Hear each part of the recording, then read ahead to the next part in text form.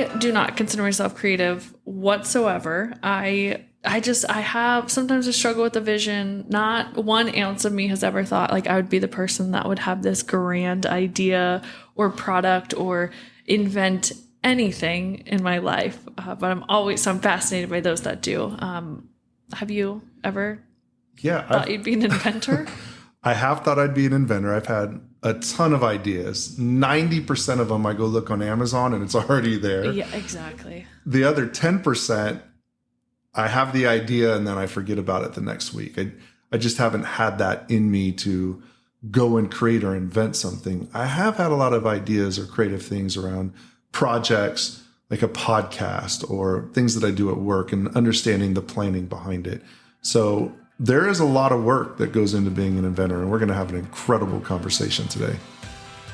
Welcome to Grandpa and the Millennial, the podcast for thought-provoking leadership conversations sparked from real-life leadership journeys. I'm here with Anthony, the grandpa. I'm Natasha, the millennial, and our mission is to help you, the professional leader or new entrepreneur, effectively influence, inspire, and develop both yourself and those you lead.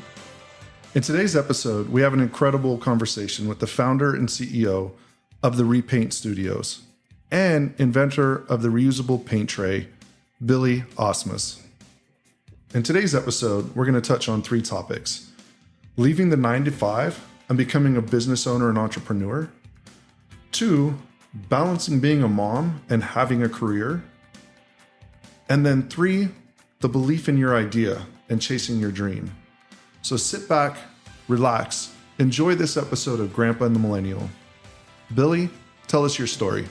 Yeah, so I'm Billie Asmus, and I grew up in a really small town in northern Wisconsin.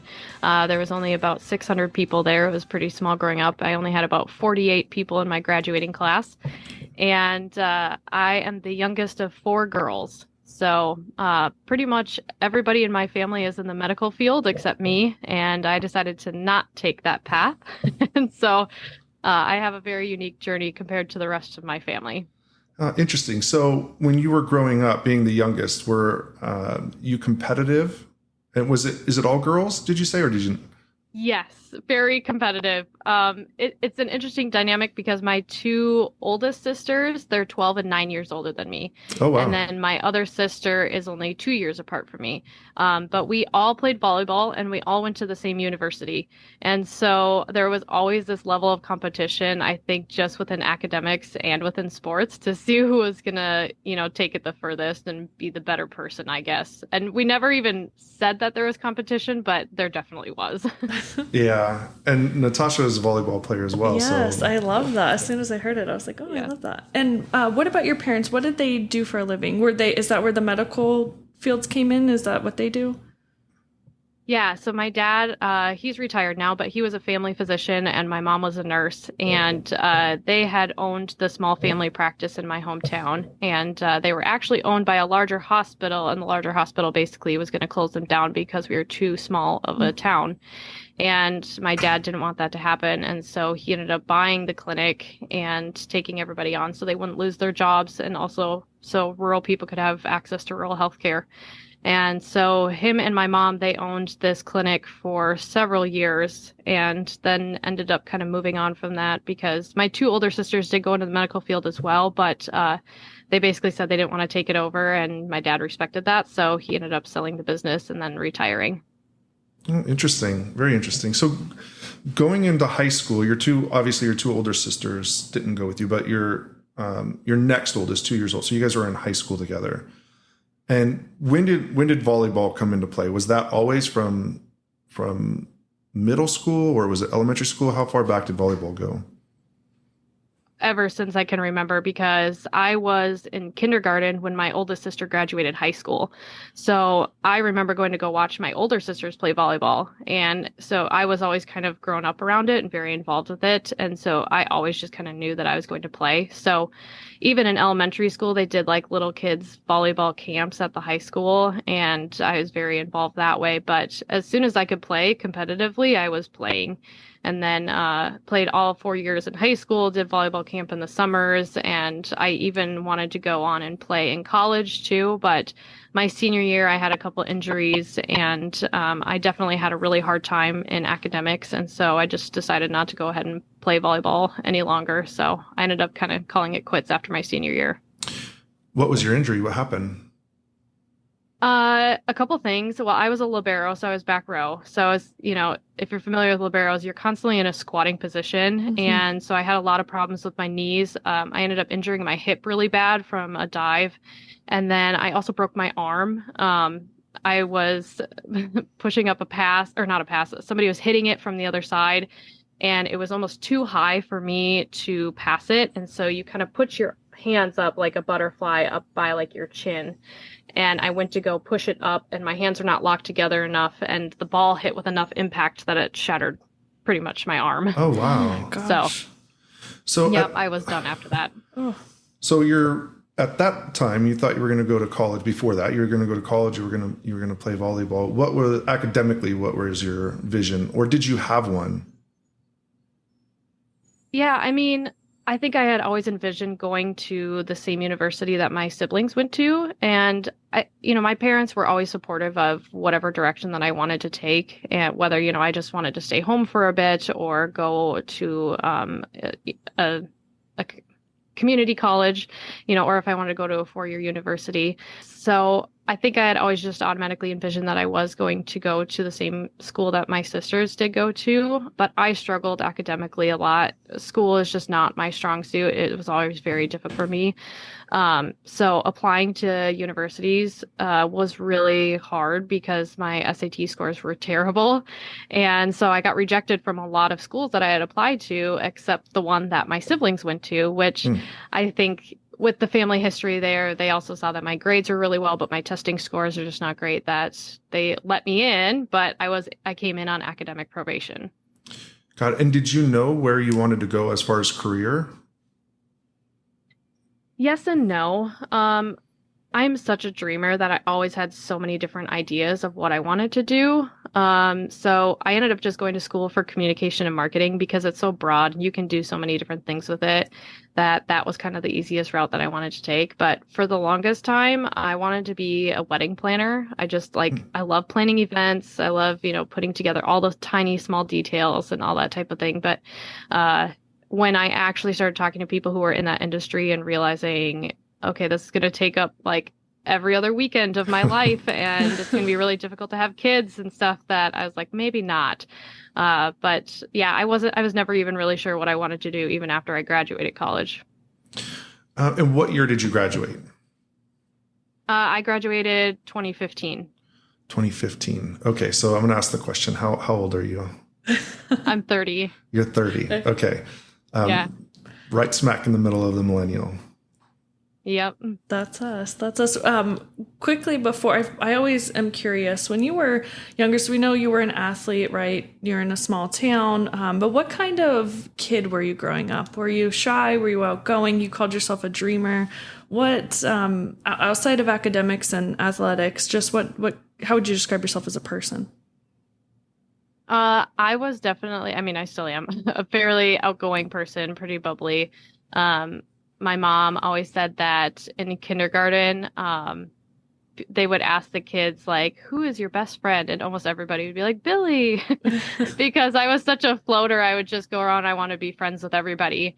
So I've always been a pretty outgoing person, and it's not hard for me to talk to new people, which is funny to see kind of that coming full circle, because I have a 3-year-old and almost 4-year-old, and she is the exact same way. Like, she just loves everybody that she meets and has to talk to them, and it's fun to see her just like show kindness and be friendly to just anybody on the street. That's so sweet. It is sweet. My kids are much older, but I remember that age. Now my granddaughter's 3-year-old, and I was like, oh, so much fun. So you graduate college in 2015. What's the dream, and what are you doing? So after I graduated college, I didn't know what I wanted to do. So I actually moved to Italy. And I lived there for a summer as like an au pair or a nanny for a family. And the mom of that family was actually an exchange student that had lived with my family back when I was 6 years old.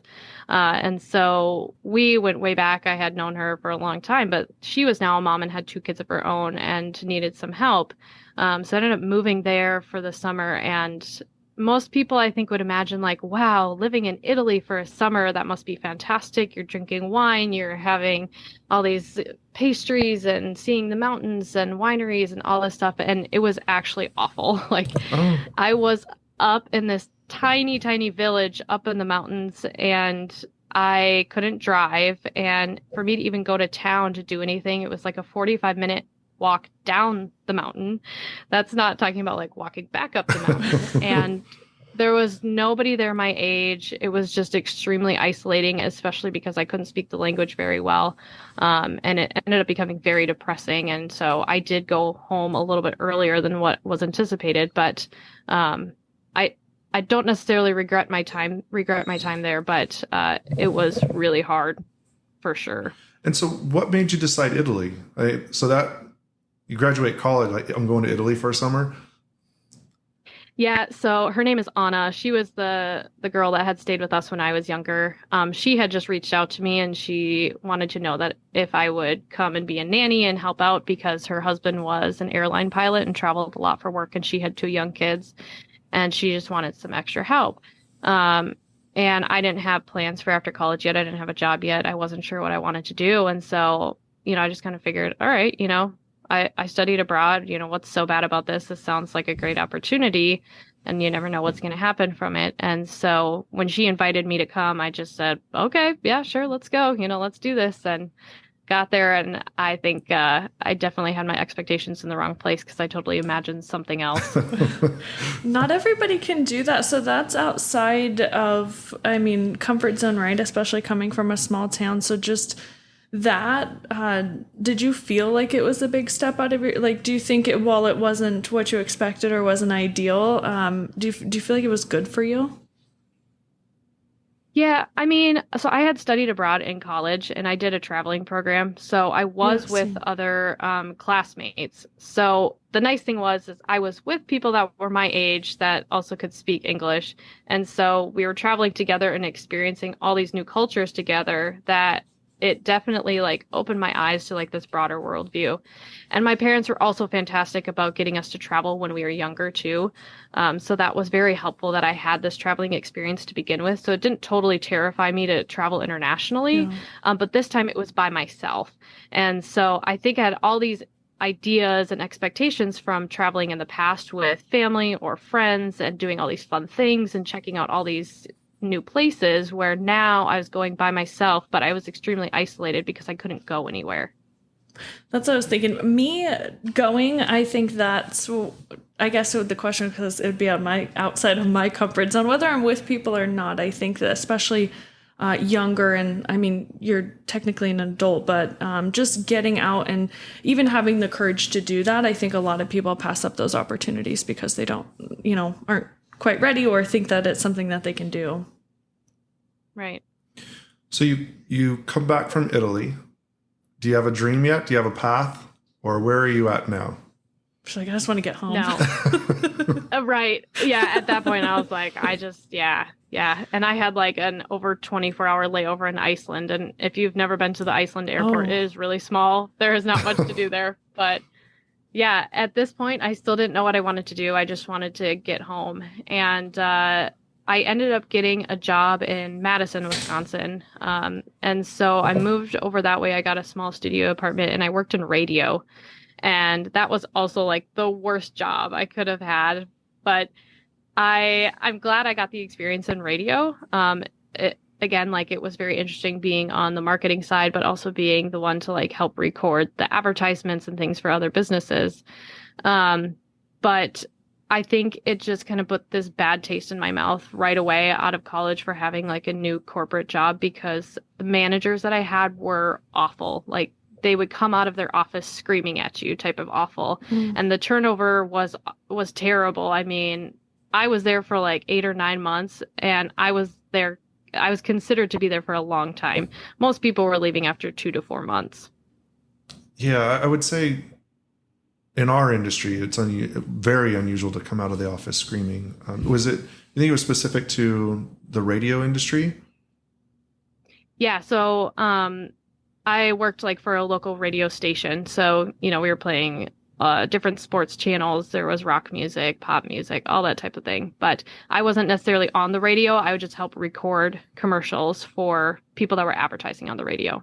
But more along the lines of the industry. It sounds like that might just be the culture within the radio industry. And yeah, I've kind of heard that in talking to other radio, other radio personalities and other stations, that some of these people kind of jump around, and it's really hard to get sales when it comes to radio advertising. So I think that's why there's a lot of tension. And so where did that drive you? So you decided not to do that. It left a bad taste in your mouth. Are you starting to formulate your path, or are you still dreaming big? And how old are you now? So you're going to be 23 or so? 22, 23?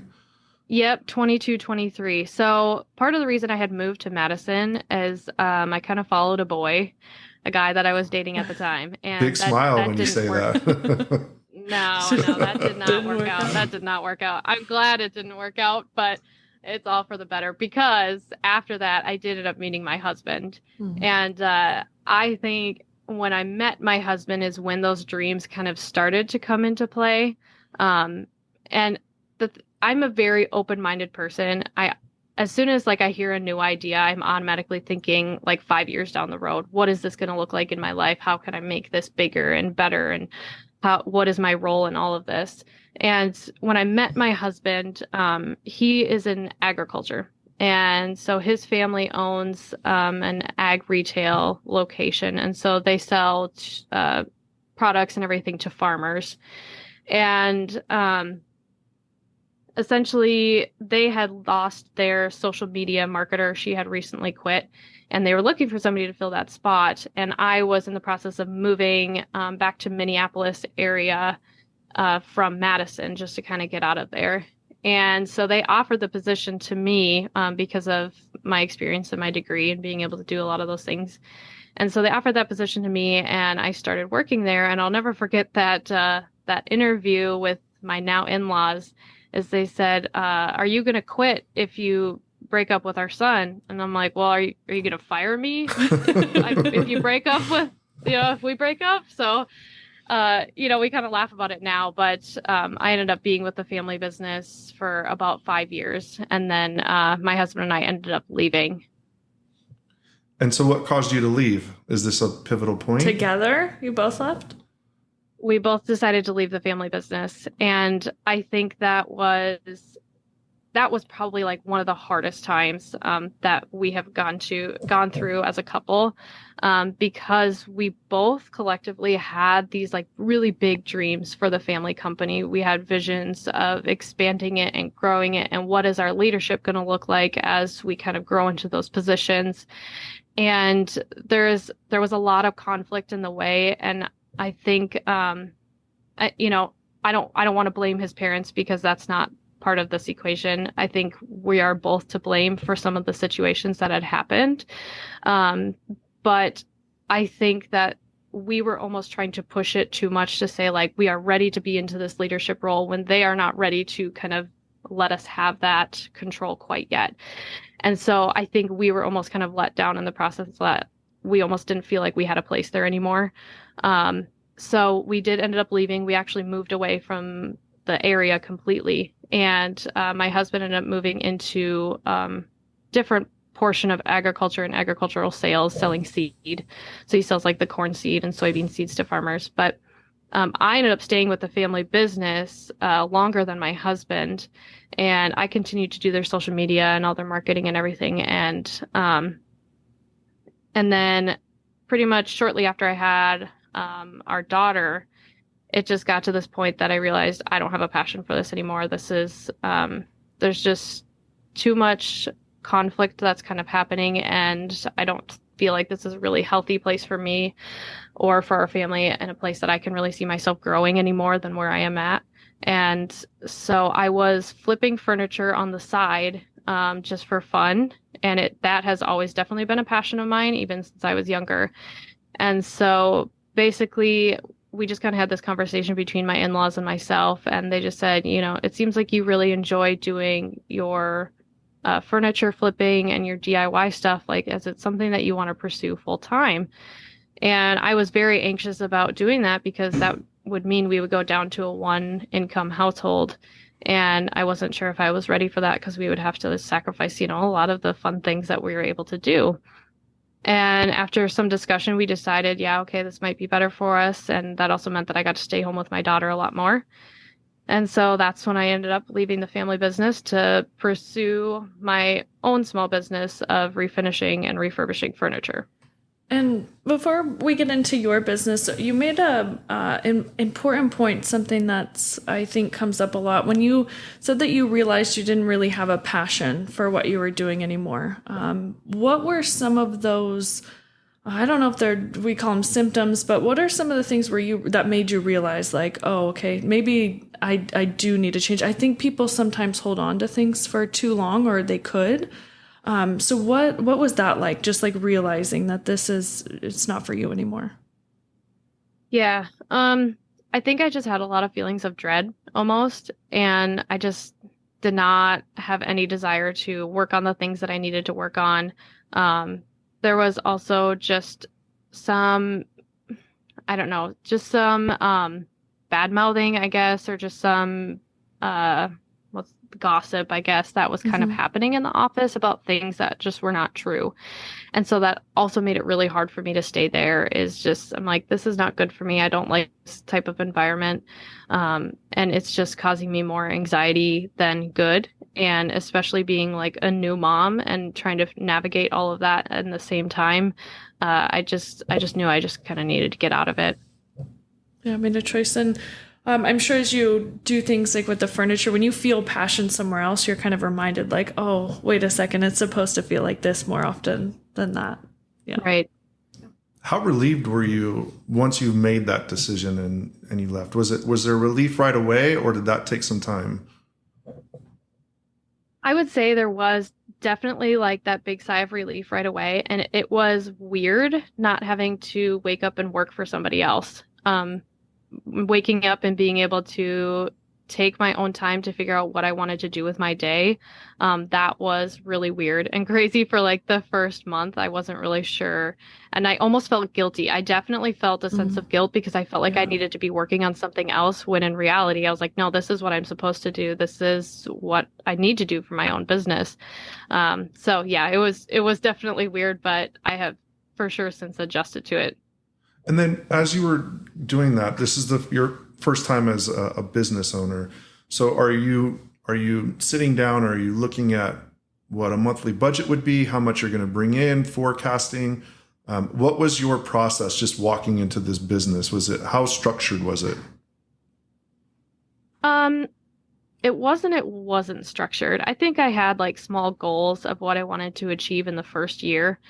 And I can't even remember what it was, but I think like each month I estimated that I wanted to bring in like at least $500 in profit. And that was enough to be able to kind of help cover some of the part-time daycare costs. Since I had tried to stay home with my daughter for a while full time, and it just wasn't going to work, especially when I was working around tools and sawdust and paint and everything.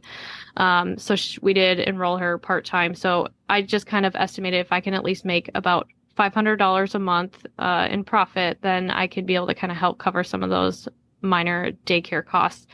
But otherwise, yeah, for the most part, I was just kind of flying by the seat of my pants. And what was the stress level like from month to month as you made that transition with your husband and in the house? And so take away full-time income, now you're trying to make $500 a month in profit. I'm sure there were some months where you didn't foresee, some of the challenges. What were some of those months like? Yeah, it actually wasn't too stressful because right before I had decided to leave the family business and go into this full time, I ended up working with a life coach for a little while. And part of that life coaching is you work through all of your financials and you figure out, where am I spending things that don't matter? where can I cut back on, all these types of things. And so we kind of just revamped everything to figure out where we were spending. And we were able to save a lot more than we had anticipated. It was like $2,400 a month that we realized we were just kind of like wasting on some things.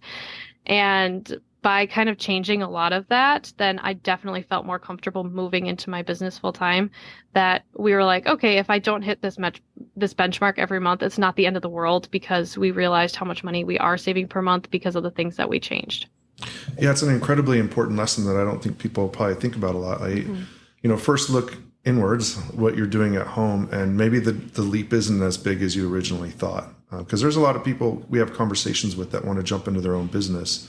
And that's one of the biggest roadblocks is how much revenue am I going to generate? How long is it going to take for me to get to that mark where I'm comfortable? So taking a look at your personal budgets, I think, is incredibly important. So take us down this path now where you're owning your own business. Entrepreneur. Tell us your story here. What's going on? Yeah, so like a month into my furniture flipping business is when I had my idea for the repaint tray. So my invention is a reusable paint tray liner and a lid. And essentially, I just got really sick of all of the plastic paint tray liners that I was going through every single day with painting furniture or stripping furniture or whatever it was. And I'll never forget, I was looking over at my garbage can and I just saw stacks of plastic paint tray liners. And I was like, this is not sustainable. This is not good. I need to buy something reusable and just get it over with. So that way, I can go on with my life. And I sat there and searched literally right next to my garbage can full of plastic paint tray liners for a reusable paint tray liner. And nothing was showing up. I mean, I was like 14 pages deep in on Google and Amazon and nothing was available. And I'm like, what on earth, does this not exist? Like, this seems so realistic that how does it not exist? And I had contacted a friend of ours who does agricultural patents. And I just said, can you do a search for me just to see if something like this exists? And nothing was coming up.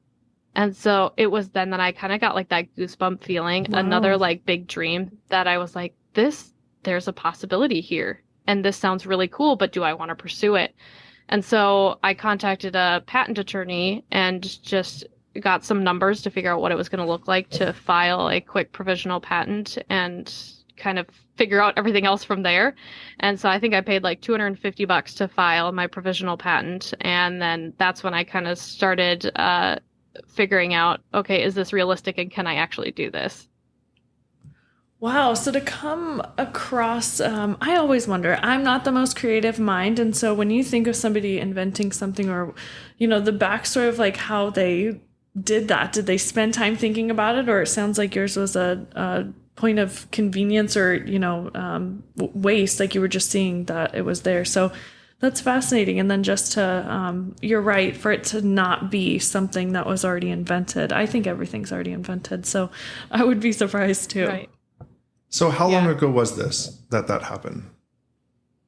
Let's see. So this would be like early spring of 2021. So I had quit my job December 2020. I've kind of finished out the year there. And then I had started my full-time job, doing the furniture flipping. And I was kind of doing it on the side. So I was already established. So like a month or two in of me doing it full time, I think it was like February that I had this idea. And so then I had thought that I would be able to do my furniture flipping and my repaint tray invention together. And that was not the case. So what happened? Why not? Yeah. Wow. So I ended up getting pregnant with my second child, with my son. And the tough part was I was more sick with him in the first trimester than I was with my daughter. So it got really hard for me to be around a lot of the fumes and everything from flipping furniture. And the tough thing is I started taking on a lot of clients and doing custom pieces and restoring furniture for them. And so I was sitting on some furniture for some clients for a while that I just never ended up finishing, and I had to give them back because I just couldn't do it. And that was really hard for me to be able to say, like, I can't do this anymore. I'm really sorry. And I also think that, like, with my furniture flipping business, while I loved it so much and it was definitely like a form of therapy for me, it got it got away from me that I had so many clients lined up that wanted pieces refinished or restored, and it became their creative designs, and it was taking out the creative aspect from my point, that they wanted a very particular look or style or paint color that I couldn't put like my creative spin on it. And I also didn't feel like I could screw up because it's somebody else's furniture. Whereas if it's mine, then okay, I screw up, I can strip the paint and I can start over again. So it just kind of got this long line of client list, and then also being pregnant, that it made it really hard to even continue doing it. And I kind of just had to put this end to it and just say, okay, I'm done. And this sucks, but I know it's going to be the right thing to do. And I ended up changing my focus and putting it more on the repaint tray and how I could bring it to the market. Okay, go ahead, Natasha. I was just going to say, how were you getting clients? So for the furniture flipping, that's always a big, when somebody starts a business, I feel like that's one of the first things they think of is how can I get clients? So how were you marketing, word of mouth? What was that like? It was all just word of mouth. I would, do some furniture for somebody, and they would tell their friends and their cousins and everybody, and they just said, hey, we got this done by so and so. And all of a sudden I get messages, like, oh, I've got this table, can you fix this table? And it was also hard because I get a lot of people that would bring these pieces of furniture that were really broken and just not in good shape altogether, that personally I would have said, like, you just need to toss that. Like, that's, I don't even know if I can save that. But it was so hard because, one, I liked the challenge. There was like the competitiveness in me. But two, I think it was really hard for me to say no. I wanted to be able to like bring this level of satisfaction to somebody. And, especially when it's a piece of furniture that like your grandparents owned and they're not with them anymore, something that I can kind of bring back to life that they can enjoy in their home again.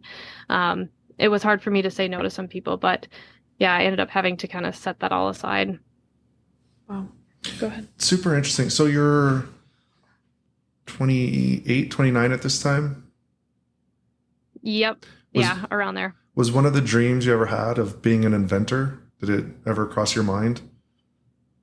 No, not being an inventor by any means. But I think even since I was young, I always knew that I was going to be a business owner of some kind, some type of entrepreneur, because even at a young age, I always had ideas. I was the kid literally out on the street with a lemonade stand and, selling whatever I could and just trying. Like, I was the one in my family doing garage sales. Like, my mom hated putting together garage sales, but I was like, you know what, if I can have this opportunity to make some money, then great. So I would organize all of that. And so I think I just always kind of had this idea that I was going to be a business owner and entrepreneur, but never did I think it was going to be on the invention and bringing a product to the market. Yeah, I think it's so important to spend some time here. I want to talk about your product as well, but I want to dive into some of the psychology of the steps that you took. Or just thought process, and maybe psychology might be too big of a word. But anytime somebody decides to, whether it's invent something, start a business, start a podcast, it doesn't matter what it is, especially in today's world with social media, you can split the numbers in half, probably like, this is a fantastic idea. And you can go into the echo chambers where everyone tells you what you want to hear, talk to mom. Mom's always supportive, like, yeah, this is going to make it most cases. And then you just have people that are like, yeah, there's no way this is going to work. Like, it's too much time. There's 18 other things like this. So how much of that did you have to process? And how much of that was your own? And how much of was it from outside when you're having conversations? Well, I didn't actually tell anybody about my idea for the first year.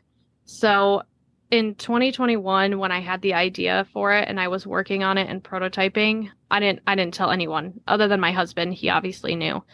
But I think because I was worried about that pushback from people of being like, why? Why are you doing this? Why are you working on this? And I do remember kind of telling my family about it. And it was more of the, oh, okay. Like, oh, that's interesting. But there was never like, wow, that's a fantastic idea. And I could definitely see that there was hesitation for sure. But now that I've gotten further in the process, there is a lot more of that support, especially from mom. My mom is like, shares every other social media post and listens to all the podcast episodes and all those things. But yeah, at first I think there was a lot of hesitation from people that are like, not many people do this. Are you sure you want to do this? And then I ended up going back to school, actually. I took like an entrepreneurship class to better kind of figure out, one, is this even possible financially? And two, who is my target audience? Is there a gap in the market? And how am I going to be able to fill it? And as you're going through this with whether it's an entrepreneur, there's so many different areas. The self-doubt, it's an emotional roller coaster. So I'm sure you had some days where it's incredibly high, right? You're working on this, you see it, you see the vision, the patent, the product. There's other days you have to have been just like, okay, this is really, really difficult. Is this worth my time and investment? Did you go through that as that first year or two? Yeah, for sure. I think there was definitely a few times where I'm just like, what am I doing? Why am I going through all of this? This seems like so much work, especially because you can't just call anybody up and just being like, hey, how do I bring a product to the market? It's a complete guessing game, and it is all just interviews. You're talking to so many different people. And the tough thing again is like, I had this partial patent kind of created, but nothing was filed yet. So I wanted to be protected. So I was talking to people and trying to figure out what my next steps were without actually saying what I was working on. And so that was kind of the scary part of it. And so there was definitely a lot of times that I felt like I was just kind of like running in place and just hitting a wall every other time, because I'm like, okay, I'd kind of get these few step forwards and have this idea of who I could talk to and where I needed to go with this, but then it would be this dead end, and then I have to start back over and figure out, okay, who do I talk to now that can help me get to where I needed to go? And can you share just a couple of the times where within that process something happened that just fueled you with confidence? Like, what were some of those pivotal moments where you're like, I'm on the right path? Yeah, I think I'm going to take it one step back for a second, but I think kind of back to that point where, having that self-doubt, and sometimes being rejected almost feels you even more. Like I remember specifically there was one time that I was calling all these different manufacturers to try and get numbers of what this even was going to look like. And I had called this manufacturer, and the sales guy was so rude. He did not give me the time of day. And I gave him this whole idea, this whole spiel when I was protected with my patent pending. And he's like, well, have you looked on Amazon? And I wanted to punch him through the phone. I'm like, sir, it's like, you think Amazon was the first place I would have checked before I went this far in the process. And I think it was that moment that it totally fueled me stronger, that I was like, nah, no. I can do this. Like, you don't get to tell me who I am, because you don't know who I am. And after I had brought this to the public, I had gotten my official prototype of what it's going to look like and showing how it works. I had just shared one video I had shared just about my story of who I am. I'm a small town mom with 2 kids that I love DIY, but it's also really hard to do it with young kids at home, and sharing how I kind of came about my invention. And that video ended up blowing up. And within like 48 hours, I had hundreds of pre-orders. People were coming in left and right, like, where were you 5 years ago? Like, I need this to, and all this kind of stuff that really just kind of like fueled the fire even more, that there was people from all over the place that were, placing a pre-order, and they didn't even know who I am, who I was, that wanted something like this. And it totally just validated that, yes, okay, I am in the right spot, and I know I am moving in the right direction, because enough people see this and they want it today. And how long into the process is this, from the time the idea to that video? So that video just happened in June. So that was very recent. And that would have made it about a year and a half from the time you thought about it? What's crazy is that video was posted and went viral the same day to the year. So like, when was it?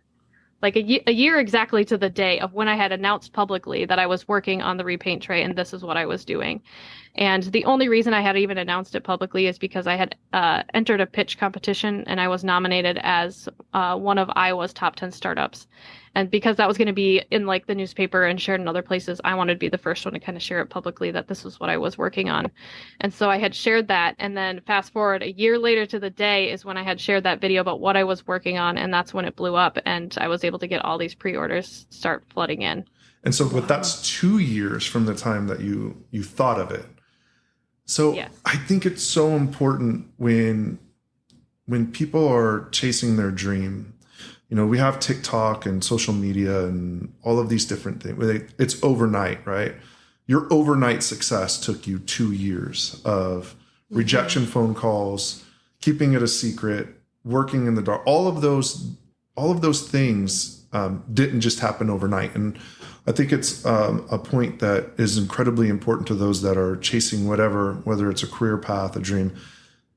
It takes time. And I'm sure your path, or I'm going to ask the question, did your path, change throughout? Not necessarily the destination, but the way that you were going to get there. Were there a lot of windy roads and unexpected twists? The details change. Oh, maybe. yeah. Oh, yeah, for sure. And I think the toughest part is, it's just me working on this. And it's so hard when you're just a startup entrepreneur and you don't have the funds to be able to hire somebody or get the help that you need. So I knew that I needed a partner in the business because I wasn't sure how I was going to get further along by just doing this myself. So I ended up getting connected with a company that they help startups with invention ideas, kind of bringing it to that next step. They help kind of connect you with manufacturers. And the tough thing is I remember not having a super good feeling about these people in this company. And they were kind of pushy. They were very like gung ho, which like, yes, that made me excited that they wanted to like jump into all of this and move things forward quickly. But at the same time, like they were telling me these outrageous numbers that I'm like, that does not seem realistic. That seems way too expensive from all the other interviews that I've had with other manufacturers and other businesses. We got to downsize this somehow. And the business owner, this guy, he ended up like preaching me on my own product and telling me like what I needed to do. And that's when like, I feel like the CEO in me came out, and I remember cutting him off, and I was like, you don't get to tell me what I have to do with my business because I know my product best. Like, I appreciate your insight, but that was out of line. And I think they were kind of like, oh, okay. And I said, I'm going to need a few days to think about this, but I don't feel like this is the right path. And then needless to say, they ended up like sitting on my artwork for a while, which I rightfully owned and had paid thousands of dollars for. And I was nervous that I was like, oh my gosh, I'm going to have to get a lawyer involved in all these things. I was able to get the artwork back and all of that. And through that whole process, yes, I lost some money and it wasn't a good partnership, but I think that definitely helped me learn who the right type of partnership and who I needed to work with in the future. And it did end up helping me find the now business partners that I do have. And they've been able to get me much further in this process. Otherwise, I definitely would not be where I'm at without them. Ah, incredible. Go ahead. And about those business partners, so what are some of the things that, like this is really important for those that are, starting to branch out and want help? What are any pieces of advice if somebody is looking for a partner, what things they should look out for? Yeah, I mean, a few things that were really important to me, at least, is I was still trying to stay home with my kids part-time. And so I needed somebody to understand what it was like to be a young parent, and also to realize that, like, hey, life gets in the way. Sometimes my kids get sick and I have to call it quits and just I have to be home with them. Like that's just going to be the realistic thing. And I was also very adamant about wanting to take Fridays off to still be able to be home with my kids and do something fun or whatever it looked like. And I remember kind of talking with this other potential business partner, and he was also inventor of some other things in the market. But I remember him telling me that I needed to hold back on saying that I was a mom, or hold back on saying that I had young kids, because some business partners might not like that, or that it shows that I'm not dedicated enough. And I was like, I don't think so. That's the stupidest thing I've ever heard, but okay. And so it was again kind of that gut feeling that I was like, that is not who I want to work with. If somebody cannot see the value in me as a mom, and my first priority will always be my family, and business is going to come second. I don't care if it's falling apart. I'm going to take care of my kids first. And so when I met my now business partners, I think the first green flag, we'll say, is that a lot of the other businesses that they had partnered with have been baby products or other moms that were inventors and business owners. And I remember one of our first couple meetings, my son was really sick. Or no, not my son, my daughter. She was really sick. We had to take her to the hospital a couple times, and it was just a complete nightmare. And I had hopped on a quick Zoom meeting with them, and the first thing they asked me, they said, "How is your daughter doing? Is she doing okay?" And it just kind of gave me the sigh of relief that I'm like, I am working with the right people because they care enough to ask me how my family is doing before we jump into anything else. Yeah. Wow. So finding the right fit, not just, I think, professionally, but just personally as a person, right? If it doesn't fit, I think we should trust maybe a little bit of our instincts on those in the meetings. Yeah, for sure. So Billie, we've talked a lot about the journey and the flow. So tell us about your products and tell us what makes it unique and why we should go buy it today. Yeah. So the repaint tray, like I said, it's a reusable paint tray liner and a lid. And so compared to the one-time plastic use paint tray liners, the repaint tray can essentially be reused for a lifetime. So the nice thing is you can pour your paint in it, and if you get interrupted by kids or your mailman or whatever is coming to the door, you can just snap the lid on it and it's going to keep your paint fresh. Or you could go away on vacation and not worry about your paint drying out and come back and finish your project whenever you want to. And then when you're done with it, you can just leave the lid off and you let the paint dry out, and then you can essentially just peel the paint out like butter. It's so fun to peel the paint out, if I'm being honest. And then, you wash out any residue, and then you're able to reuse it again. It's it's one of those moments where it's an incredible idea, and then I sit here and be like, why didn't I think of that? Like, how often have you heard that? Like, oh, all the time. I mean, I swear if I had $1 for every time somebody's like, you need to go on Shark Tank, then I wouldn't need to go on Shark Tank because then I'd have the funding. But, oh yeah, I mean, I hear that stuff all the time. It's crazy because it seems so simple. And that's exactly what I thought for sure something like this was already out there, and there wasn't. But, and the eco-friendly side of it that was definitely important to me because I was going through so much plastic. And as I did more and more research about, paint going in landfills and plastic going into landfills from the painting industry. I mean, millions and millions and millions of plastic paint tray liners are going into landfills every single year because paint dries out, you can't reuse them, they crack, whatever. And the nice thing with my repaint tray is that it is recyclable. So if for whatever reason the liner or the lid becomes damaged, then I have a take back program. So they can contact me. I'll send them a shipping label and they can return it to me where I can properly recycle it. And then they'll get a discount code to be able to buy a new one. Wow. Awesome. And are you selling just exclusively through, your website yourself? Are you retail? How does that work? Right now, it's all pre-orders because I'm still in the manufacturing phase. And right now, it is all just e-commerce. It's just on my website, which is repaintstudios.com. You can pre-order there. And those funds help me move further into the manufacturing process. And I think the tough thing is that people don't understand that you can't just make a product, like, especially when it's new. You have to make the tool to be able to make the product. And so the steel tooling that I need to be able to make the repaint trays takes like 30 to 40 days. It can take a long time to make. And so we're in that process right now of making that steel tooling. And once that's finished, then they will send me the pre-production sample of essentially what it will look like on the shelf and what will be sent out to customers. And once that is approved, then they will start manufacturing. But right now, yes, it's only available online for pre-order sales. And then I do hope to get it into retailers and, other hardware stores, hopefully in the near future. Well, congratulations. It's an incredible story. Really cool. Thank you. Really, really cool. So what would you tell young entrepreneurs out there that have an idea or they're just getting into what they want to do? What's your advice to them?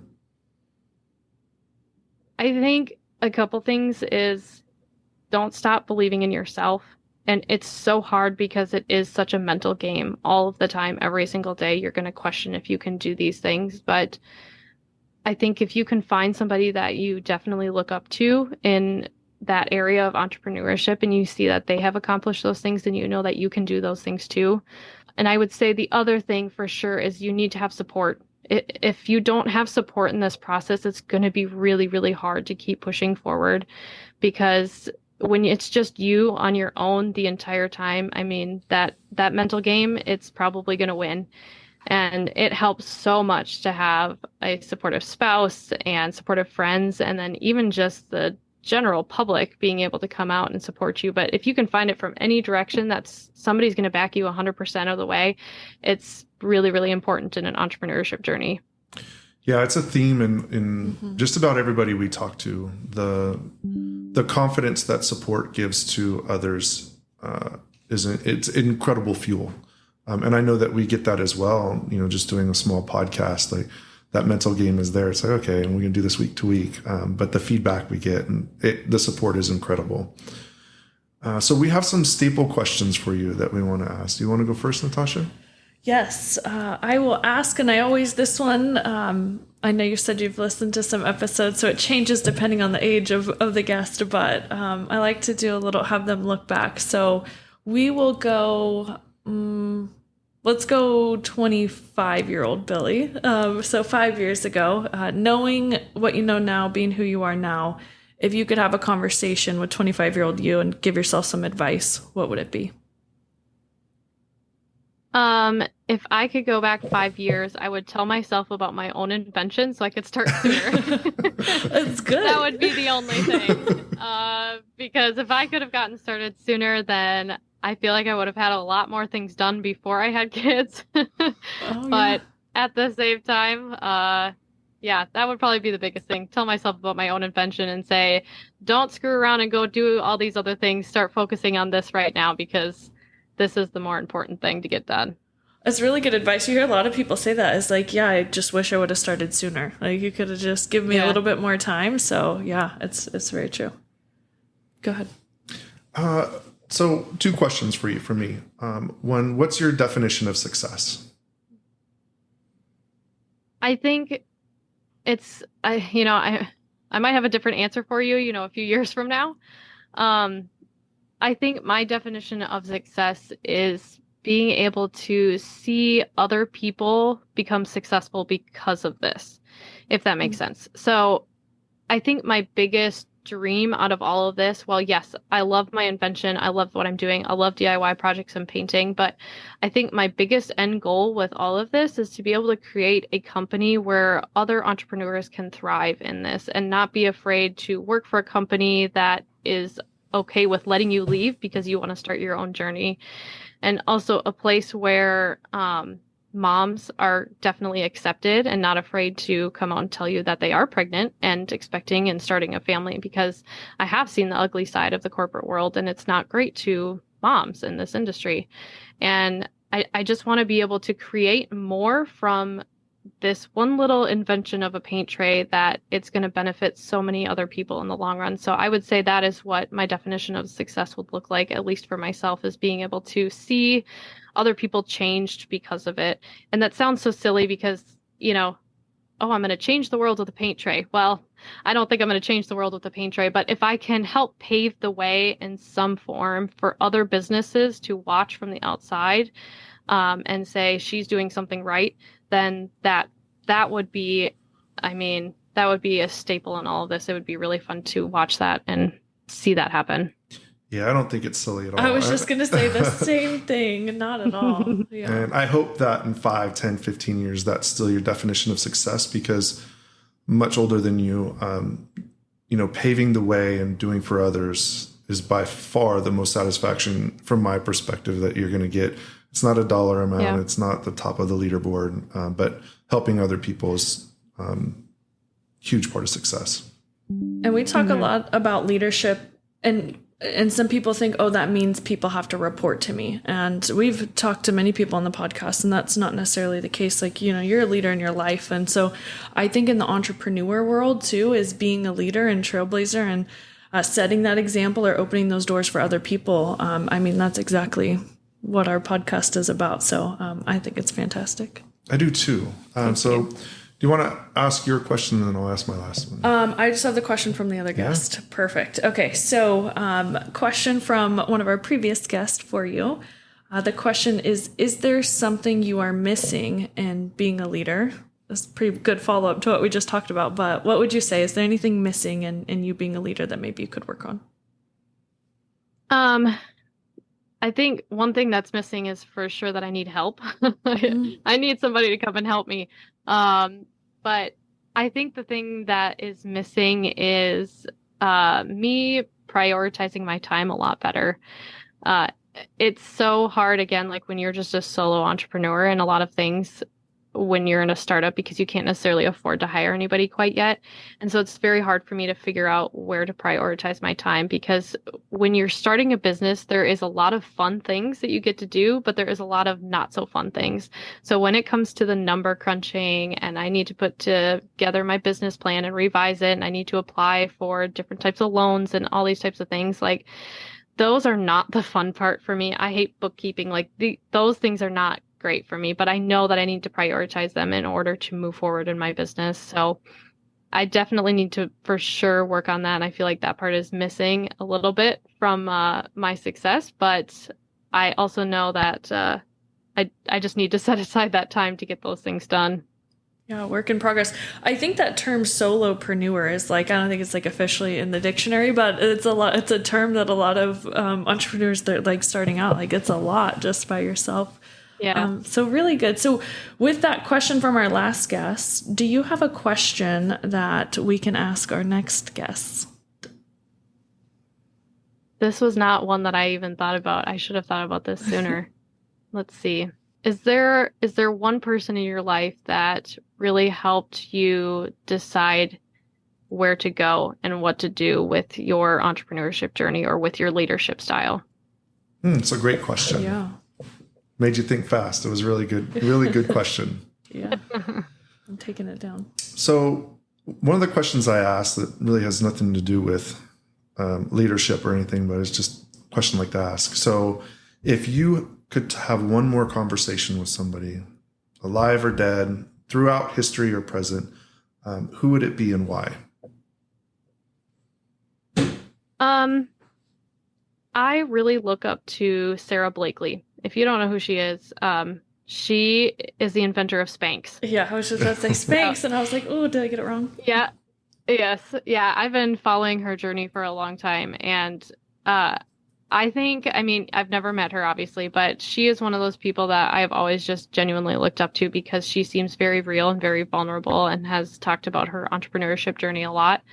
So I would love to talk to her if I ever get the opportunity, because she has a very unique journey in and of itself because she wrote her own patent and she had this idea for the Spanx, and she was, at the time, the fashion industry was very male dominated when she came up with this idea. So it was really hard for her to talk to these manufacturers. She got doors slammed in her face and, people hung up on her. And that's a lot of the same thing that I faced too, is people hung up on me and didn't give me the time of day, especially in the manufacturing world. It's a very male dominated industry. People look to you and think you're stupid. So, being able to talk to her and get this understanding and almost just kind of relate with somebody else who has kind of gone through that journey and be able to say, like, is there a light at the end of the tunnel? Like, can you show me that am I doing the right thing? That would be really cool, is to be able to hear her story one-on-one. Oh, I love it. Yeah. Maybe somebody will share this podcast with her and she'll reach out to you. That would be awesome. I'm going to tag her. I'll hashtag I follow her. Grandpa the Millennial follows her, yeah. So. Yeah. I love it. Okay. Any other questions? Yeah, the last question is, who or what is your inspiration? Yeah, I had mentioned this on another podcast, but my dad, or I guess my parents in general, are definitely my inspiration. My parents have overcome, so much in their lives to be able to provide for their family and get to where they are at today. When my parents got married, they're 18 years old. My dad was in the military, And they lived in a trailer that was held down by a tarp and tires because it would blow off in the wind, and they were extremely poor. And my dad used to be a traveling bird's house salesman. He used to be a chimney sweep man. He worked at a dairy, like making cheese. And basically, he just came home one day and told my mom, I can't do this anymore. This is not realistic. I'm going to go to med school. And my mom's like, okay, yep, good luck with that. And he did. And he drove like 2 hours to school because he didn't go to college. So he had to start all the way from his undergrad. And he drove 2 hours every day to the Twin Cities to be able to go to his undergrad and classes and get done. And my parents already had 2 kids at home at the time, my 2 older sisters. He would come home from school. My mom would leave and work nights as a nurse. And then, basically, they just swapped on and off. They said that they hardly saw each other for, the first few parts of their life. And he ended up graduating from med school and then coming back to my hometown. That's where my parents met. And they came back to the hometown and ended up having the family clinic, and he was a physician there. And I think it's just like a really unique journey. And I tell him he needs to write a book about his life and his story, because not many people can say in the same sentence that they were a traveling bird's house salesman and a chimney sweep man and then go to med school. So, I think it's such an inspiration that they had overcome so many things, because at one point they were homeless. I mean, they were living with a family that owned a farm, and they stayed with them, and my dad would get up early and help take care of the animals to be able to kind of pay for their stay because they had nowhere to live. And we are much better off than what my parents had faced back then. So I'm extremely grateful for where I am and being able to provide what I can for my own family. But being able to look to my dad and my parents and seeing how much that they had overcome and still be able to create this life and the life that they did for me and my siblings is definitely incredible.